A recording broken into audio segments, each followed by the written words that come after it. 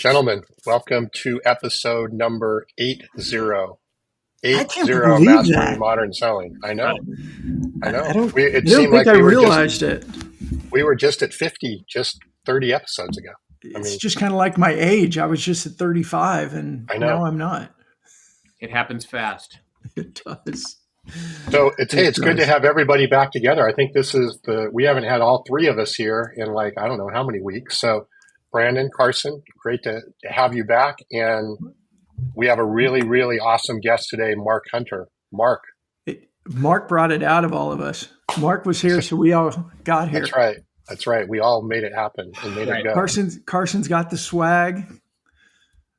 I drove home from Dollywood, breaking all the speed limits so I could get in on time. We're glad to have you. You mean you gave up Dollywood just for me? Yeah, I was all day Dollywood yesterday, over 8 miles on my feet. I had it on my watch. I told Zoe anything she wanted to do, we'd do it. We went on those soaking wet water rides like 6 times. Well, yes. Good job in getting back. It was a good day. Yeah, let's get to this. This is going to be fun. I don't want to take away from Mark. Yeah. So, and if you're online, hey, Dave, welcome from Indy. If you're online, let us know you're here. Say hello to Mark. Let us know you have his book.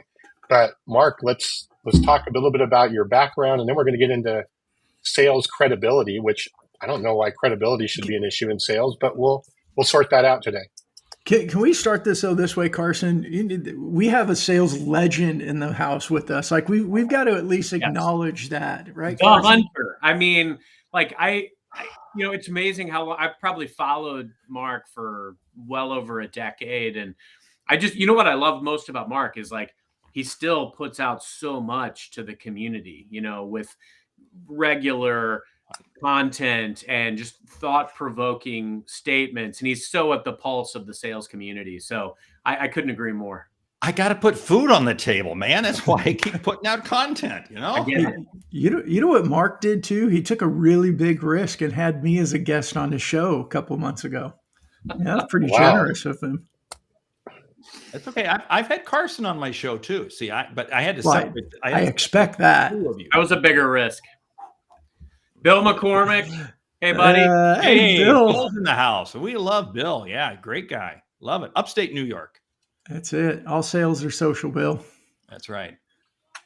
All right. Well, Mark, for those that don't know you, tell us a little bit about your background and kind of how that ties into what we're going to talk about today about credibility in sales. Yeah. Well, you know what? I am known as the sales hunter. And people always ask me, what was your name before you changed it? No, I owe this to my dad. I mean, what a cool name. I tell you what, whenever we go out to dinner, and they want to know your name, I always just say Hunter, because it's always Hunter, party of 2. It's really cool. Anyway, okay, enough about that.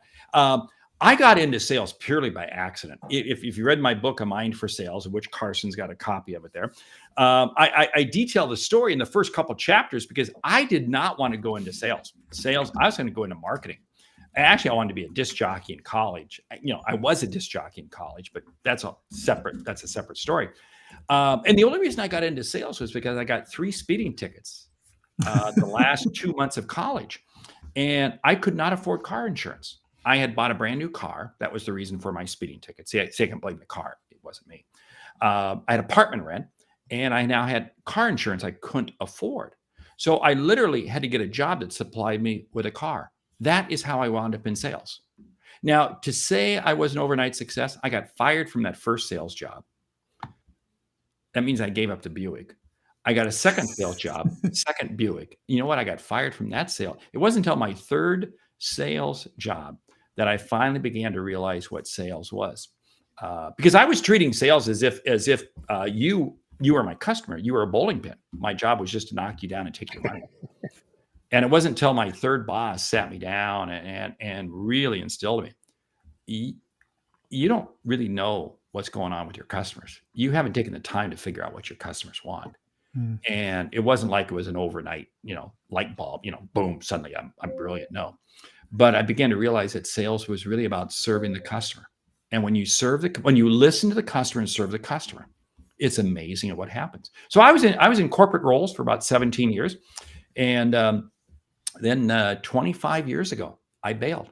I went out on my own. I've been doing this for 25 years. Wow. Really scary. So please send me a big check, would you? Because I got people to feed, I love it. I love the journey, Mark. Like, Yeah. it's funny because when you think about great prolific sales content creators, authors, legends like yourself, you don't see those missteps per se. And it's funny because I often reference the same things. Like, I made it very far on hard work and adrenaline, but I started in that pound the phone, one call close environment. Brandon, we've talked about that before too. And I thought that was what sales was. And it's not. And I didn't really even realize more until, honestly, like my 30s and 40s than I've ever realized in my 20s about sales. And it's ironic how we have those experiences, and that you can have what is perceived to be a lack of success, only to have that be part of your success journey. What have been the biggest things that have changed, but also stayed the same, that you've learned over the years in sales? Well, some of the biggest things, and this was a lesson I moved again. I did everything wrong initially. I didn't realize you really needed to have a peer group. I didn't realize you really needed to surround yourself with successful people, with other people who you can learn from. I thought I could be this maverick, this kid, because I was in my 20s, and I just thought I knew it all. And so I had to learn. I had to learn that you got to surround yourself with people. The other thing is this: is that it's amazing. You can't fake your way to success. You just can't. You've got to live it. You have got to live it. And it comes through. Customers pick up on it. And I think that was my problem early on. I didn't want to be in sales. This was the last thing so I was going through the motions, just doing the least possible work to try to get the most amount of money and go on and survive for the next day. And until I really began to take a step back and realize this is a people business. This is people. This is why I say sales is not a job. Sales is not a profession. Sales is a lifestyle. And it's a lifestyle of just helping people. I mean, initially people would ask me, which I would not say I was in sales. I was embarrassed to use the term sales. And it took me a number of years to overcome that. But now I'm proud to be in sales. Do you mind me asking, sorry to interrupt, why? Because I think there's, like, I know I got one daughter who is studying sales as part of her business degree. And then she also will tell me, but I don't want to go into sales. And I know it's because the perception for you didn't want to go into sales. Why was that? Well, why was that? Because my view was used car salespeople, the slimy stuff, all that type of stuff. And I felt I was just trying to rip people off because, again, I didn't understand what sales was. Yesterday, I happened to be with a class of seniors, University of Texas, Dallas, and I was talking to them. And one of them shared with me, he said, how do I go about this whole deal when I'm trying to close a deal? I feels like I'm just begging them for money. And I go, take a step back and look at it this way. If you believe that you can help someone, you owe it to them to reach out to them. That's why we prospect. That's why I firmly believe that we prospect. 2, if you believe in your solution, that your solution can help them, you're not asking them to buy. You're asking them to come alongside you so you can help them. And it's an investment. And collectively, we're going to help you achieve this outcome. Because my definition of sales is to help you see and achieve what you did not think was possible. Now, stop and think about that for a moment. That's the definition of a good salesperson, and that's the definition of a great leader. Because really, a great leader is a great salesperson. A great salesperson is a great leader. Now, I'm not talking about the one-time wonders. I'm talking about the people who are on the top of the hill, year in, year out, consistently. They absolutely believe in the outcome. They're going to help them, and they would never ask their customer to buy something if they did not firmly believe that it was going to help them, if it was not going to help them achieve the outcome that they wanted. That's why I say I don't ask people to buy. I ask people to invest. You just hit a really, I think, important point about prospecting. is, you're saying prospecting right is you're basically, if you have the viewpoint or the mindset that, hey, I'm here to help you, right? Or Yeah. to me, if somebody, and Mark, I'd be interested to see how you help people kind of switch to that mindset. But if they really believe that, prospecting actually becomes, I would think, fairly easy. To the degree that you don't believe it, I think prospecting gets harder and harder and harder and more difficult. You are so spot on there, because if all you're focused on is the product, you are going to get sick of it very quickly. This is going to turn your stomach. But again, if you're focused on how you can help people, I tell people there's 2 exercises I want you to go through. I want you to take a piece of paper, draw a line down the middle. On one side, write down names of 10 customers. And on the other column, write down the outcomes that you helped them achieve, not what you sold them, the outcomes. And then you give yourself a big hug and you go, I love myself. And then you ask yourself, who are those people? Who, and you want to be calling the same type of people. And here's the way I look at it. If I have a problem, trust me, my kids would tell you I have plenty of problems, and you could help me, I would want you to reach out to me. I would be upset if I found out later that you could have helped me and you didn't. See, so that's the level of that's what prospecting is all about. Prospecting is about helping people. Now, here's the deal. Tom will say, you're the one calling me and you can help me. I don't know. I will say, I don't know who Tom is. So you're right. I'm going to blow you off initially. And that's where we go through that dance process, this prospecting phase where you're creating value, you're establishing a relationship, you're creating credibility. Now I begin to realize Tom really wants to help me. Then I begin to listen. Then I begin to hear. And then I begin to realize Tom is doing me a favor. Thank you, Tom, for reaching out to me. That's how you slowly work people through this prospecting. I don't want to do it. I don't want to. Yeah. So what I think I hear you're saying is that's credibility. Yeah, you gotta have that mindset as well. I think so much of this is, to your point, Mark, it's about what value can you bring to the prospect? And it's not always about your products and solutions. Sometimes it's about what you as the person can do. Often the biggest value that I can bring a prospect is that I can demystify the giant behemoth that I work for, and the value, the relationships, the resources, the investments, all that stuff. I get paid to get that on behalf of my client. And that's the value that I can bring. And sometimes I'll even steer them toward the competition if that's the right thing to do. But it's all in this ever-loving pursuit of going out and becoming the trusted advisor, earning the right to be the trusted advisor. And heads up, sales leaders, you set the tone. You set the culture. You've got to make sure that you establish a culture that has a prospecting mindset and that is about value, not trying to go toe-to-toe with your competition based on their strengths, because you're not going to win that way. You've got to go out, be outcome-driven, but understand your clients. I love what you're saying there, because you focus on the outcome, and we don't know what the outcome is that the customer's looking for until we just stop and listen. But we want to get into this pitch mode so quickly. And how many sales leaders? Well, you're not moving them along fast enough. You're not moving them. Hold it. I always contend that we will close the deal faster by going slower initially. I love it. Go slow to move fast. Right? Go slow to move fast. Right. You go slow during that discovery. There's this race to the demo, right? Race to the demo. And then what happens is the demo becomes this vomit show where you're showing the customer all kinds of stuff that they're not interested in. And then they go, you know what?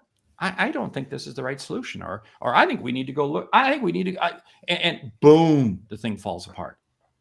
But because sales leaders are challenging their salespeople, get to the demo. For some reason that's this mark. Boom, get to the demo, and big mistake.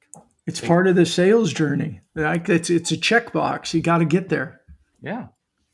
But So Mark, let me ask you a question, and Brandon, I'm definitely interested. Brandon and all of us, we talk a lot about now the importance of following the buyer journey and supporting the buyer journey rather than forcing the seller journey, right? The demo you're talking about is forcing the seller journey on the customer. Come on, we got to get the demo because that's what I need in my seller journey that's there. Do you, as far as, do you spend time, and it sounds like it, right? Because there's really no way you could provide that level of help, support, credibility, expertise, unless you truly understand a little bit about that buyer journey and are working to influence it rather than to change it and to move it into your seller journey. Are we looking at that right? Yeah. Here's a couple of things. It's interesting. The customer's never going to share with us enough information until they have a low level of trust with us. When they finally trust us, there's that level of confidence, that credibility we've established. Then the customer begins opening up. But again, what happens is too many times when we're on the seller's journey, we race past that first step and we don't establish that. And then we wonder why we're not getting the real information from the customer. Mhm. Slow it down, establish the relationship, let them get to know you and you get to know them. And then there's a level of credibility that begins to percolate up. And the more it comes up, guess what? The more open the customer is going to be. The other day, I was on the phone with a VP of sales of a company, and I was amazed at the information, the confidential information that was being shared with me. And I've done very little work with this company. I spoke at a sales meeting for them. That was the extent of what I've done for them. And this VP of sales was just opening up. And it's like, wow, I must have very quickly, between getting ready for the SKO for them and doing it and post after that, established a real level of credibility to be able to have this person share with me that level of information. But what does that do? That puts me in a better position to help them. Because now I can begin to say, here's some things that you might want to look at. Here's some solutions. Here's some ideas. What does that do? Creates value for the customer. What are some simple steps, Mark, today that sellers should be leveraging, should be putting in place on the day-to-day to establish the credibility that they claim to seek? And I ask this, I love, again, that you shared your origin story. You built a body of work that didn't start out as you wanted it to or as you envisioned it to. And I think that's true of a lot of sellers. If you start out in your career, if you look back on a career at our ages, it didn't go the way I envisioned, but it went very well based on a lot of sequential steps. What should sellers be prioritizing today to build the credibility that they seek? Well, there's two things. One is, who are you associating with? This is so key. You've got to be associating with the right people for two reasons. One, you become the sum of the five people you spend the most time with. I believe Jim Rohn said that line initially. And what happens is you begin to pick up their nuances. You begin to pick up their language. But as those people in their circle see them, they will in turn see you. Second is this. You have to establish a level of consistency. Carson, you made the comment that I've been out there consistently out there on social media for years and years. Yeah, you're right. Now, consistency doesn't necessarily mean it has to be daily or hourly. It can be weekly. It can be whatever. But you got to demonstrate consistency, because in this era of fakeness that we have in our world, people are looking for authenticity. And authenticity takes on different forms. Totally get that. But one of them is this level of consistency, because nobody wants to do business with a salesperson they can't count on. Nobody wants to do business with a salesperson that they don't know if they're going to show up for this meeting and they're going to be there for that. It's going to happen. So you actually, I always say, your reputation arrives before you do. One of the big things, this has never happened before. I was at a networking event last night, sat down at a dinner. Gentleman next to me, oh, you're Mark Hunter. I just read the first 2 chapters of your book. Okay, now that is literally the first time that has ever happened. And but it was amazing. We had a great conversation. I said, hey, would you hurry up and read chapter 3 through 18 or whatever it is, and then tell me what you think of the book? But it was very interesting because, this was a networking dinner. Again, nobody really knew anybody. And it could have been an awkward conversation. But this guy made us say, you're Mark Hunter. I recognize your picture from the book. I've just read a couple of chapters of your book. So what does that do? That means my reputation arrived before I did. Mm-hmm. Now, it wasn't about me in the book. I wanted to find out, hey, tell me about what you're doing. What brings you here? What da da da da da. It's we have to flip the script as rapidly as possible to be able to have the 100% of the conversation about the customer. It's not about us. We may use our reputation to bring them in, but then immediately flip it and ask questions about them. Mark, so I had timing wise today. I had, and I'll say the company's open text.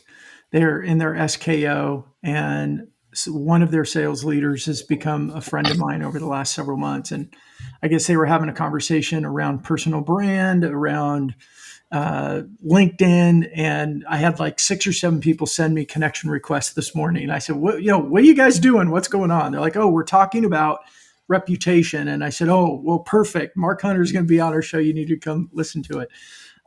For them all listening, I love what you're saying there is you got to turn it around and be about them. But how do you coach people? How do you use your content or any other LinkedIn activity? We talk a lot about you've got content you publish and you have comments you can publish. These are the 2 ways that you can contribute. What are some of the suggestions you have for sales producers to be able to use the activities they can actually control to even make it about their customers from the very beginning? Ask questions. Ask questions. Ask for people's opinions. I do this oftentimes, and I don't do it enough. This is shame on me. I'll make a comment and say, what are your thoughts on this? Or what you think of that? I want to engage people in a conversation as rapidly as possible. And one of the ways we do this is I always say, I'll take an online connection and turn it into an offline conversation. Okay, it used to be a landline. Okay, now we just call that a Zoom call or a Teams call for Carson. Okay, we'll keep this in the family. Yeah, Thank you. Teams call. But again, it's how do I create more of a conversation, more of a relationship? In fact, it's funny. This morning I was out on LinkedIn, and I was looking at who's looked at my profile over the last several weeks, and man, wow, I probably should be doing this more often. But are there common threads? Or the things that are seen? Are there people that, hey, you know what, they've looked? I need to reach out to them. Not to sell them. I don't want to sell them. I just want to get to know them. What's interesting is we can all look at journeys in our sales career where there's been strings of business that have come together because of a person we met years ago, right? There's somebody that we met. I mean, I was sharing this with my wife the other day. I said, man, I'll never forget. There was a dinner I sat down to probably 10 years ago, met an individual, and that has just one connection to it. And I didn't know that. But again, it's nurturing everything you come in contact with. Being a person that people want to be able or feel comfortable associating with. I always say, my goal is not to be the better part of each person's day. I want to save that for your spouse, your significant other, your kids, whatever. I just want to be one of the better parts of your day. If I can be one of the better parts of your day, then you know what? You're probably going to remember me. Mm-hmm. I don't mean that egotistically, but I mean that, that hopefully then I've earned the right, the honor, and the respect to be able to come back and meet with you again. Wow. That's how we keep things going. I mean, Carson, I have a feeling in the business you're in, a lot of your deals, a lot of situations these are connections that you've made over the years, right? Without a doubt. Mm-hmm. Yeah. And the biggest value that you find that you bring, like when you were talking about that, Mark, that resonated deeply with me because I started thinking about years ago, these symbiotic, mutually beneficial relationships that I would create with these other vendors and other partners, and sometimes even with my competition, to basically say, hey, I can't help this customer, but I know you can. And I know you don't do this, but I do. Let's establish a relationship. And these paid so many dividends. You don't always realize it at the time, but going out and thinking about these ways where I can help you, and I'm willing to make those investments. Like, and sometimes you'll make a lot of deposits, and maybe that vendor, that person doesn't ever reciprocate, but often they do, and sometimes in mysterious and unexpected ways. It's amazing what happens if you show up to serve. You know what's something about showing up and serving? You feel good. You know, when I could make a recommendation for somebody, hey, go talk to this person, go see that person, or connect to people. You know, there's nothing in it for me, but you know what? I feel good. And when I feel good, it's amazing. I'll share with you a very quick story, and anybody can Google this. Bob Eckert is the retired CEO of Mattel Toys. Years ago, I was doing some consulting work for Mattel Toys shortly after Bob had been there. And Bob was replacing a CEO by the name of Jill Berard. And again, you can go ahead and Google that. She was a very difficult lady. And these two are total polar opposites. And Bob's staff was very taken back by Bob's style. And I asked Bob at a meeting, I said, Bob, for a CEO, you're incredibly gracious. You're incredibly nice. You really show an interest in people. He made the comment to me. First of all, he said, shucks, don't worry. No. I said, no, Bob, get up. He said, here's the deal. I do show an interest in people. I want people to succeed. Because I had seen it the night before and we had been out to dinner. And the wait staff, he was incredibly courteous to the wait staff. Incredibly. You know, this is a guy, CEO, Mattel Corporation. You know, and incredibly gracious. And then he goes on to say, he says, when I'm nice to other people, I make better decisions. Drop the mic on that one. And if you followed Bob's career through Mattel, and he was also on the board of directors of McDonald's Corporation and several other corporations, he went through some very difficult times. But he always weathered the storm and somehow made the right decision. Because when I'm nice and gracious and take interest in people, I make better decisions. That's huge. That's huge. You know, it reminds me, we've used the quote from Maya Angelou a few times that people don't remember what you say, but they remember how you made them feel. And in so many circles in sales, that's like the antithesis, like it's totally illogical. And yet I believe it's the most logical, the most valuable thing we can do in sales is remember that how we help make people feel. And then what you're tagging onto that is, and then we feel better and we actually make better decisions overall. And we got touchy feely in sales today. I love it. Whoa, this is going down a wonky, weird road, folks. Yeah, boy, I don't know. Mastering Modern Selling. Yeah. So I have a question or a comment, Mark, and then I want to hit Hugh's question here as well. And I know you touched on this earlier, but maybe it's just, I'm a little slow to the game.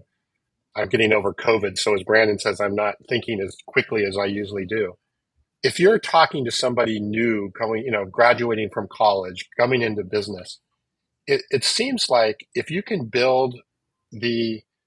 start and work in sales and build that, I guess that mindset and the way that you handle yourself and the way that you do things, you're really creating a huge foundation for you to move up executive level and really move up in an organization over time.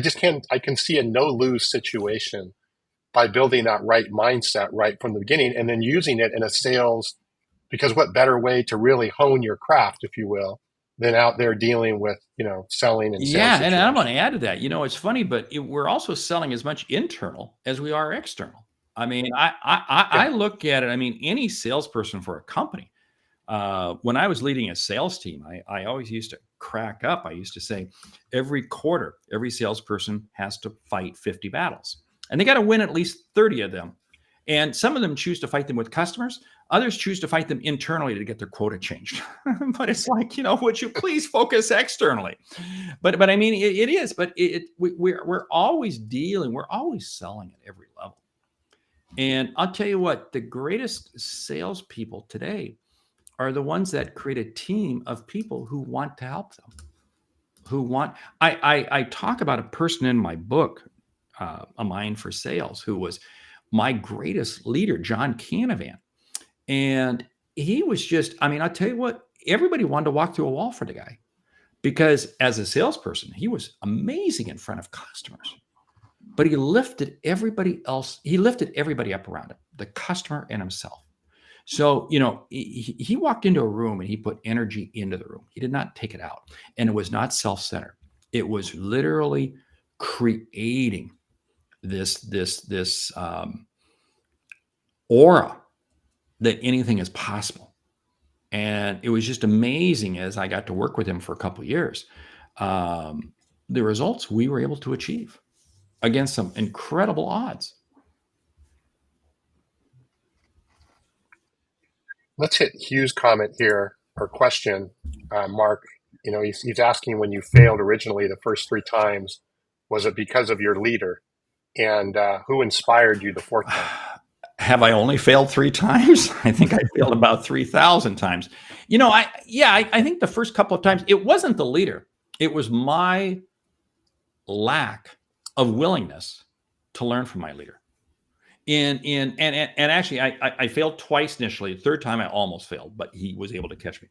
The first 2 times, I look at those leaders, and one was not a good leader. I admit that, but I still could have learned. The second one was a great leader.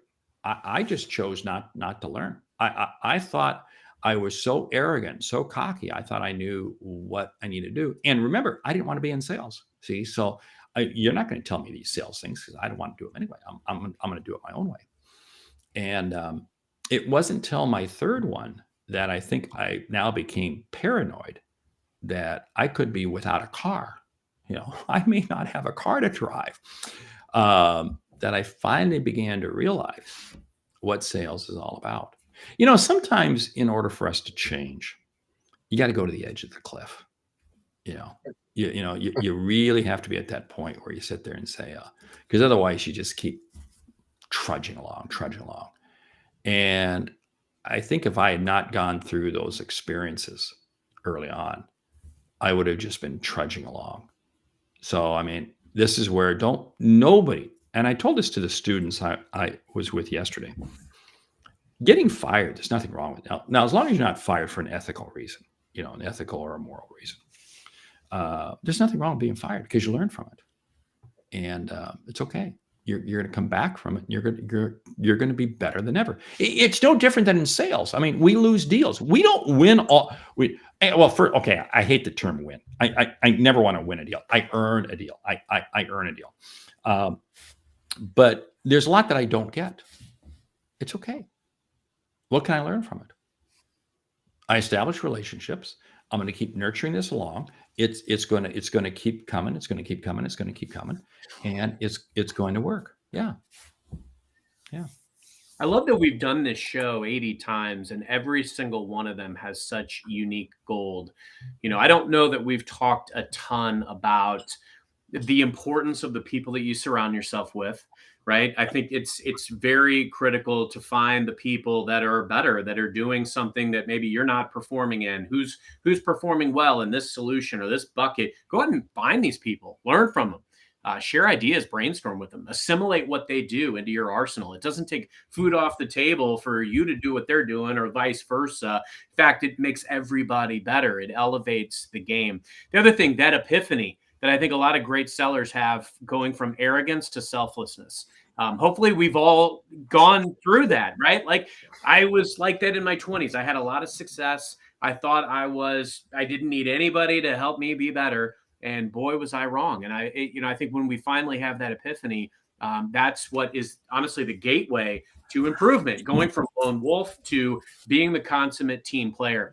Mark, you're the author also of High Profit Selling and High Profit Prospecting. And when I think about high profit, I think about what we're missing out on in the total addressable market. Sometimes I think we are very short-sighted as salespeople.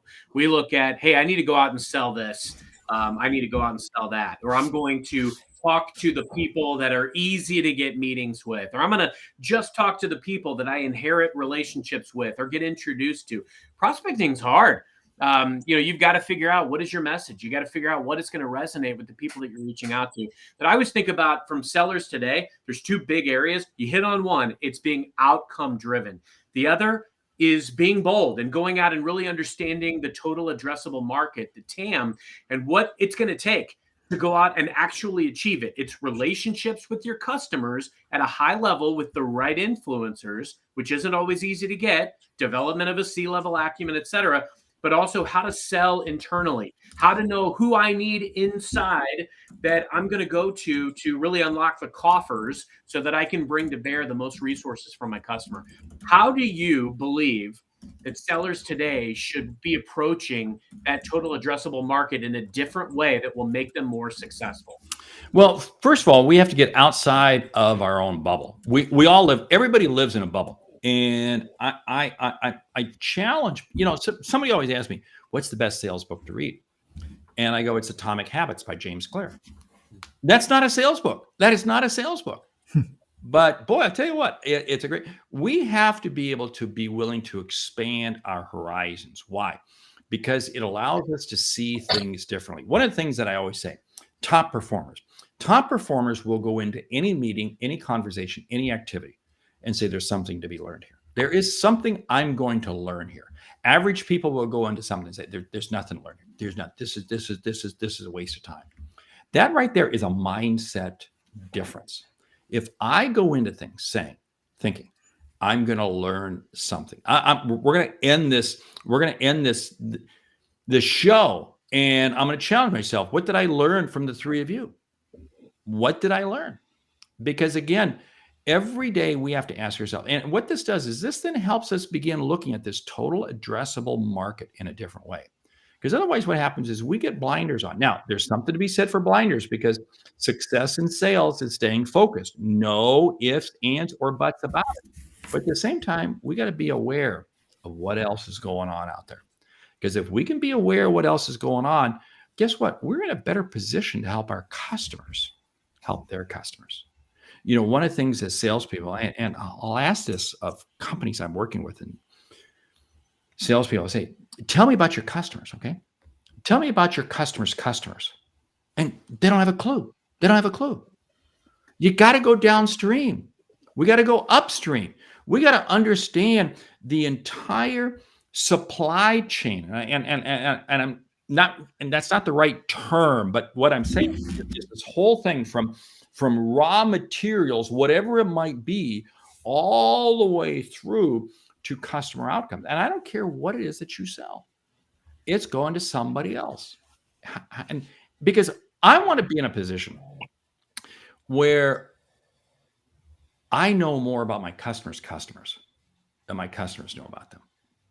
Because I love that. Yeah, because if I can bring insights to my customers about their customers, they're going to look at me differently. They're going to go, oh, wow. That's, to me, that's operating at a completely different level. And you know what? Now I'm really starting to understand the buyer's journey. Interesting.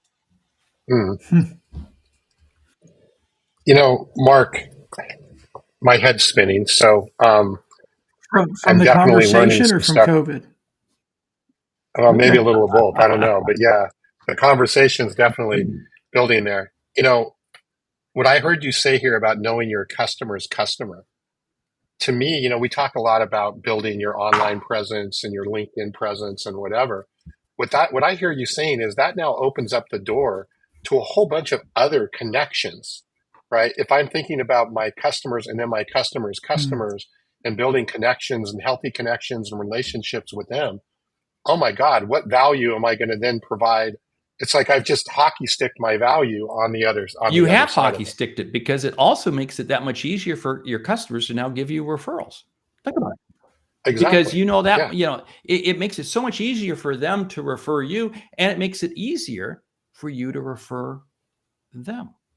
Because the whole thing about referrals, I just got to clarify this for a second. It's not a game about getting referrals. It's a game about giving referrals.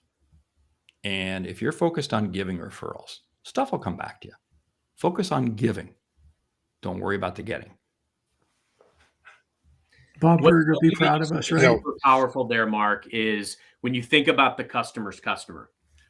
A lot of us work in an organization where our organization, whether it's us or somebody else, most likely somebody else, supports that customer's customer, right? Like I work in an organization where we have a lot of managed accounts. And in fact, I've worked in different verticals where customers that I supported in the past became the customer's customer of somebody that I support today. When you start to think outside the box, and this is why I loved your answer. One of many reasons why I loved your answer about total addressable market.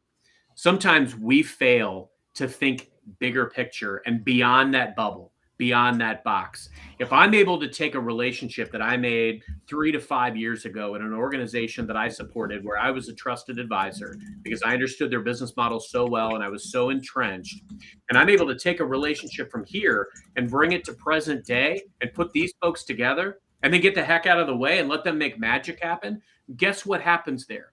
Your credibility goes up a notch. And all you really did was you were the orchestrator of a beautiful relationship. And I think that's why when you think about the referrals that you can give, and you even think outside the box on ways that you can prospect, that is when I prospect today, which I send sometimes thousands of prospecting messages per week. And when I do that, it is never about a product. It's never about a solution. Mhm. It is always about ideas that I have for ways that my company and I can uniquely enhance the relationship with this organization because of the people that they serve that we often also serve. Think about that. It's giving the customer value. And you know what? Don't worry about the business.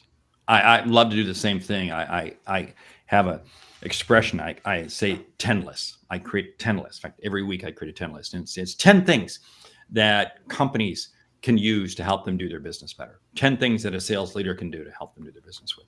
And I've got probably hundreds of these now. And I'll put one together and then I email it out. And that's a huge prospecting tool for me, and it's also a reinforcement tool with customers who I'm already doing business with, and they just love it. They just love this stuff, and it's amazing. And I'm not selling. I'm not standing up saying, "Hey, bring me in for your sales kickoff meeting. Bring me in for this, whatever." No, I'm just sharing with them, and it creates conversations, and it creates credibility. It creates reputation. It creates a tremendous amount of opportunities that you just keep building on and building on and building on. I really appreciate our conversation. It's so often sales conversations are about what we do, like what we do for the customer and how do we get their attention and how do you move them to the next stage and what do you do when they have objections and I think there's a place for some of that. I think we got somebody here we got to kind of remove from chat. And I liked it. What we're talking about is it's the things that we can control, but doing it from a place of giving and trusting and believing and knowing that when we do that, it works out and we actually gain in response to it. Yeah, let's talk about that for a bit here, because the whole thing about is I want to go into this habit of just giving. And, one of the things, in fact, this is an interesting prospecting situation. And I'm sure all of you have seen this. You're prospecting with somebody. You think you've got this prospect. They're going to turn into a customer. And then they go radio silence. They go radio silent on you, right? Or you've had this great conversation and they go silent. And I always say the sales made the follow-up. And there's multiple ways we can follow up, but I just keep coming in with more and more ideas that can help them, more and more ways. Just stay in the touch. I mean, I've got there was a client that I finally landed, and it took me over 3 years. 3 years of just touching. Now, some people might say, Mark, you're a lousy salesperson because it took you 3 years. It just, but when you get things systematized and you can do things, it's amazing at what you can do. but you've got to be willing to stay in the game. And one of the ways that you stay in the game is, again, as you surround yourself with key people, because you know what? Everybody's gone through this situation. I'm sure all of us here have had major screw ups in sales. Major. More than I can count. Yeah. And yet, you know what? You keep coming back. And yet it would have been easy for us to stay down for the count. No. But again, you begin to realize that others are going through the same problem, et cetera, and life works out. But it all starts with your own headset. If your head is not screwed on right, nothing's going to happen. Yeah. So I made a couple notes here, and I'm still back on the prospecting thing and the TAM conversation we were just having here. And Brandon, we get people all the time, right? Oh, my TAM or my prospects are too small, or there's not enough people in my world that are on LinkedIn or that are on social or whatever. If you just sat down and you kind of took your customer and then basically from there kind of built the ecosystem, right, which surrounds that customer, their partners, whatever the case may be, all of a sudden your TAM, quote unquote TAM, gets way, way more massive. Your relationship or your ecosystem gets way more massive. And, Brandon, I think that eliminates a lot of this where we hear people, well, my customer's not on LinkedIn or they're not on social. But yeah, their partners may be, their customers may be, and you may be able to connect them and then end up having them on LinkedIn or on social or whatever. Yeah, and I think a lot of times when it's, my people aren't on LinkedIn, what they're really saying is the small percent of my TAM who are currently in market aren't responding to my outreach messages where I'm asking them for a demo. I mean, that's really what they're saying, right? But it comes to, well, my people aren't on LinkedIn because it's easier to blame the tool or blame the prospects than to actually take responsibility for our behavior, which is stop spamming people messages asking them for a demo when you don't know anything about them. You don't know if they're even in market. You haven't earned any sort of credibility. You haven't asked the questions. You haven't shown up giving information. Like, you've done everything else wrong, but you just get to that stage and say, oh, it doesn't work because they're not responding. Because, when I show up and I tell everybody, hey, I can give you a demo, everybody should start running and show up and be ready for my demo, right? I mean, is that kind of what you were talking about too, Tom?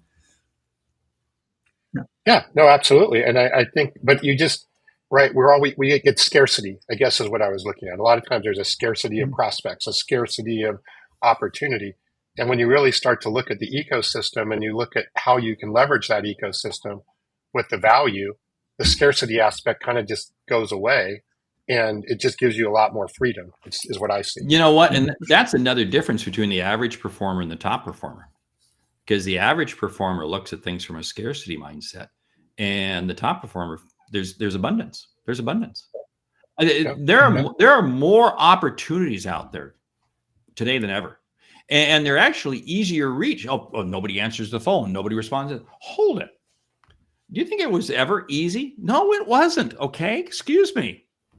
So, I mean, again, we have more ways to reach people, but it comes down to, are you going to blame your tool or is it you? Your outcome is going to come down to how you understand the total addressable market, what you're willing to do to go out there and create relationships. And Mark, you said something really important again earlier about it's not winning a deal. I believe that great relationships beget deals. I don't believe I'm a great salesperson. I'm very resourceful, and I'm willing to do whatever it takes to take big swings and go out and make bold asks and do everything I can to understand how to create relationships that I don't have. What relationships am I going to need in order to get done what I want to get done? Where are these folks? How do I go out and get a meeting with them? What do I need to say to get that meeting? We're always thinking 5 steps ahead, or we're trying to categorize it into, I need this demo. That's not true. You just need a conversation. And I wouldn't want to pigeonhole my first conversation into, hey, I want to talk about this one product. I don't. Maybe that's what I want to sell, but you're not going to get a conversation by trying to talk about the one product that you want to sell. You're going to get a conversation by showing up talking about or trying to talk about what matters to your customer. And sometimes, if you think about it, it's going to be, how can I, or how can my company create a better relationship with this company that I want to talk to and the companies that they want to talk to. And if I can go out and make that relationship better, that's what's going to earn you that seat in the room. And then once you get in there, it comes down to the good old fundamentals of relationship building and sales. But the tools and the landscape looks different now than ever before. We're in a position of power. And I think one of the things, Mark, too, that I respect so much about you, like, you've worked with so many high caliber, name brand organizations. You've created this credibility and brand that anybody would kill for. It didn't necessarily like start out like that. You've built this body of work. But I think the key thing is we're all sellers sitting here today. Like, what have been the biggest learnings that you've had along the way that we should be having our eyes on? Yeah, here's one. It's consistency and stay in the game. You and I have had this conversation, Carson, that top performers lead a very boring life because, again, it's such a routine. I love routine. Right. And I'll tell you what, I mean, I start my day the exact same way every day. I mean, I go through certain steps of things, and I do not deviate from that. And I know that it's consistency, it's day in and day out. And I realize that I'm playing a long game. It's when I begin thinking it's a short game. This is the difference between average performers and top performers. Average performers are focused on just this quarter. Long, top performers are focused at least 6 months out, 6, 9, 12 months out. They're looking down the road. They're saying, and they manage their pipeline accordingly. And this is so key. And they also realize that, you know what? If this doesn't happen right now at this moment, it's okay. It's okay. It's going to come. There's another swing at the ball, and you keep staying in the game. And you also have to realize that much of what you do is going to fail. That's okay. I mean, look at it. Hey, in Major League Baseball, if you're batting 300, you're commanding a pretty fat paycheck. You just have to stay in the game. But here's the piece. You've got to be willing to work at it. I'm going to use Tom Brady.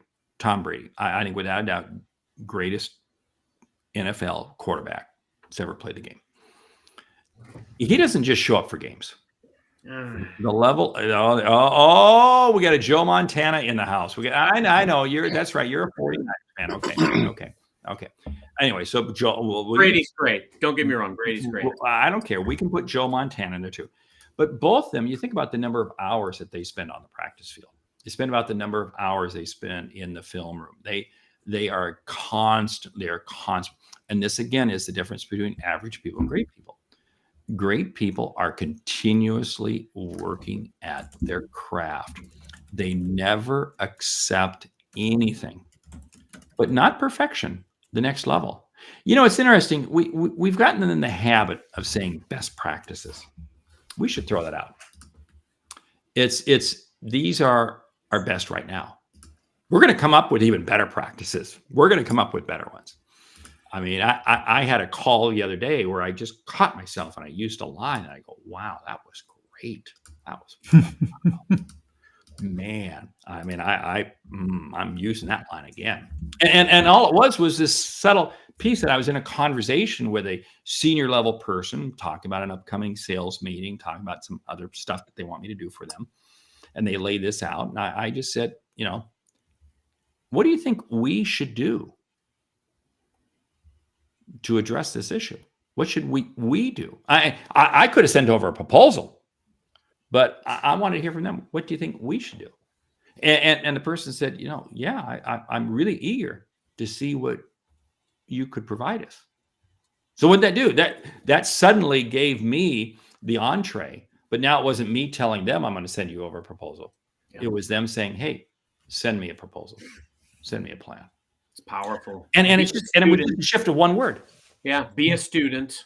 Yeah. I always like to say monotony is better than misery. Embrace discipline. And then, being consistent and being resilient. Like, again, I'm not a great salesperson, but I'm like Rocky in Rocky 1. I may be fighting the heavyweight champion of the world, but I will keep getting up in the 14th round, even when my trainer tells me to stay on the mat. Like, you can't, will not keep me in a box. And if you have that mentality, you can achieve whatever you want to achieve in sales. But you know what? That takes that inner strength. It takes you're surrounding yourself. You have a belief, you have a personal faith, you understand, you're solid in who you are. And that is absolutely key. Right. I mean, we get kicked down all the time. I always crack up when Carson says, I'm not a great salesperson. Then he lists off like the 6 things he does every day. And, I just do this and I just do that and I just do this, but I'm not very good. It's all about process and focus and other people. And it's reality. Like it's strategies and systems, right? Like John Maxwell says, motivation gets you going. And I think that's where a lot of salespeople start or stop, right? Motivation gets you going, but discipline keeps you going, as John Maxwell says it. And I think so often we talk to people in sales that got that initial motivation. I'm going to go make money. I'm going to go do this. And they don't have the systems in place to keep them going. And they get haphazard. And then what do? We blame the tool. We blame the platform. We blame the customer. We blame something else. And what does Mike Tyson say? It's all fun and games until you get punched in the mouth. Oh, yeah. I mean, what you do after you get your face kicked in, that's going to determine your success or lack thereof in sales or in life. That's why the book Atomic Habits by James Clear, a non-sales book, is such a critical sales book. Yeah. That's like we talk, Michael Cups, who's been on our show and he's part of our coaching group. He's got a book called Time Bandits that we refer to a lot. And it's the same thing. It's like, hey, what you got to identify, what's stealing your time and how are you owning it and protecting it? And I think it's the same with Atomic Habits. Oh. So everybody, real quick, I got Tom, before you go that, everybody, because most of our audience is on LinkedIn. And there was the first time this ever happened on X, that was somebody kind of bombarded us and called us all a few different names and things, left Mark alone, which was really nice. So when we were laughing and kind of all over the place. That's what was going on. So Josh, thanks for your LinkedIn comment here. We should throw that up there, at least, get back to some sort of normalcy with our show. I thought it was kind of fun. It's good. It's signs of success, right? Is when we're getting all that. You know what? I mean, again, that's right. It means somebody's watching. Virtual tomatoes are good. There you go. That's right. So, well, I think that we need to take this episode, put it through Chat GPT, because I think we got a book that came out of this episode alone on some of the I have like 3 pages of notes here. Amazing. Mark, thank you. Read Tom GPT's version. Like, I'd love to see. Shouldn't you put this through Copilot? Yeah. Oh, I'm sorry. You're right. Well, Mark, I appreciate you. Yes. Our stock goes up during this episode. I can't afford Copilot, so I just go use GPT. It's fine. You can't afford not to have Copilot. Ooh, there's Mark. Right. There's Mark coming up with the sales lesson. Lord. Need to get you at a sales kickoff, Mark. Yep. Carson, can you send me a proposal for Copilot? He's convinced me. I got to do it. So. Carson's going to say, Tom, how are we going to solve this problem? That's what I learned from Mark today. Yeah, that's right. I'd rather help you meet your customers better, Tom, than sell you anything. So I think we're going to get a book out of this, because there's some really good, and the prospecting stuff and whatever was just really, really gold. And I think Brandon ties into all of this stuff that we keep talking about, LinkedIn and the new modern selling strategies and so forth. So thank you, Mark. Quick too, what I loved about it is this is more and more top of mind, I think, with sellers. Like, I got a message from someone today. Again, there's a bunch of sellers with open text that are in their SKO events. And one of them said, look, I'm naturally an introvert. I've avoided this social selling thing. I've avoided LinkedIn as long as I possibly could. But I'm in a place now where I have to take my personal brand serious. And that's why, he reached out. And today's topic of building our credibility, I think looking at LinkedIn, if it's coming down to credibility, it comes down to how we serve our TAM, how we show up. And Mark, you said it earlier, our reputation comes before us, it precedes us.